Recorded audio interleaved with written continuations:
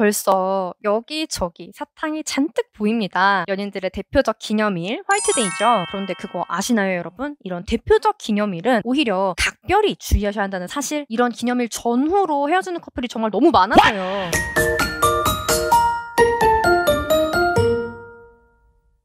오늘은 화이트데이 전후로 헤어지게 되는 원인, 그리고 헤어지지 않기 위한 대화 멘트, 혹시나 이미 헤어졌다면 재회는 어떻게 하면 좋은지까지 풀어드렸어요. 놓치실 내용은 없겠죠? 하나도 빼놓지 말고 집중해주셔야 돼요. 제가 이전에 빼빼로데이, 크리스마스 이런 기념일 근처에도 이별주의보 영상 올려드렸었는데요. 이런 기념일날 데이트를 했는데 싸우고 헤어졌다, 어떻게 해야 되냐, 이런 질문 주시는 분들이 진짜 너무 많아요. 이번 화이트데이도 그럴 거라고 봅니다. 대체 다들 행복할 것 같은 화이트데이, 도대체 왜 이별을 하게 되나? 주요 원인이 총 5가지가 있고요. 남자랑 여자랑 이게 이별하자는 심리도 좀 다르고, 그리고 시기도 다르거든요. 그래서 요거 나눠서 알려드릴게요. 우선은 보통 화이트데이 전에 이별 통보를 하는 성별이 남자, 후에 통보를 하는 성별이 여자인데요. 여자부터 볼게요. 1번, 아무리 생각해도 넘어가기 어려운 잘못이 있어서. 2번, 이번에 잘하면 만나려고 했는데 실망스러워서. 3번, 내가 원한 데이트가 아니라서 홧김에. 아무래도 이별을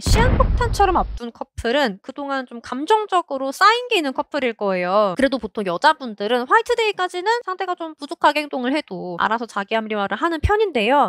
요즘 회사가 바쁘댔으니까, 오빠가 요즘은 신경 쓰는 게 많으니까, 그래도 저번에 싸우고 많이 깨달은 게 있어 보이니까, 이런 식으로 사실은 남자친구가 괜찮은 사람이겠지만 현재 본인의 상황에 의해서 애정 표현이라든지 잘못을 고치려는 노력이라든지 이런 걸 좀 나한테 충분히 보여줄 수 있는 환경이 아닌 것이 아닐까. 그래서 내가 괜히 서운해하거나 그러는 것보다는 아마 화이트데이에 몰아서 알아서 잘해주겠지, 뭔가 생각이 있겠지, 이러면서 자기 자신을 다독인다는 거예요. 그렇게 온갖 자기 합리화를 하면서 내가 서운한 부분들을 다 참고 넘어갔는데, 그런데 화이트데이마저 뭔가 이 사람이 나한테 몰아서 잘해주려고 노력한 흔적이라든지 뭐 이런 걸 찾아보기가 어려웠다면, 나는 마지막 기회를 줬는데 너가 져버렸네? 이런 결론으로 가버리는 거예요. 혹은 꼭 이제 뭐 그 전에 쌓인 게 없는 여자분이라고 할지라도 화이트데이 당일에 서운하게 터질 수 있잖아요. 그러면 하필 기념일에 센스가 이렇게 없다니, 여기서 막 실망을 하고 화가 나서 이별을 말할 수가 있어요. 그러면 남자분들은 왜 보통 화이트데이 전에 이별 통보를 하는 걸까요? 1번, 더 이상 투자하고 싶지 않아서.